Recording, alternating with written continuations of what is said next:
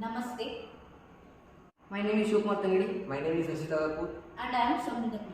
We are from Tungar Schools, Jamkhandi. Our project is Automatic Alcohol Detector and Engine Lock System. In short, we have named it as ADD, that is Alcohol Detecting Device. We are guided by Prashant Porti sir and Raghavendra. So now I want to explain what were the reasons that inspired us for making this project. In day-to-day life, we see that many accidents are occurring due to drink and drive cases. Daily in television, mobile apps, websites, we saw that the rate of accidents are increasing due to the consumption of alcohol. The detectors which are manually used by the cops are not advocate as the drivers drive their vehicles away when they see them.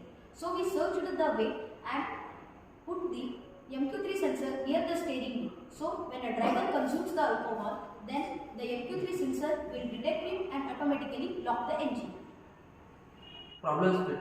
Previously, there was no technology to lock the engine of the vehicle after sensing the alcohol consumption by the vehicle of the drivers, which was considered to be a main cause of the accident.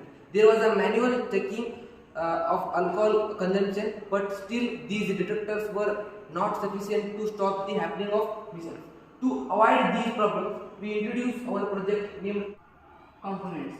We use Arduino board, a microcontroller, MQ3 sensor and alcohol detector, breadboard, buzzer, wave motor and relay.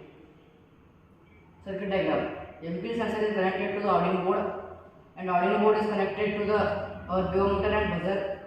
Advantages are the alcohol detection with engine lock system can be implemented in any 4 wheels.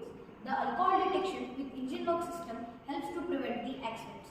It will prove very helpful for the crops. This system will prove itself as a safety system for the vehicles.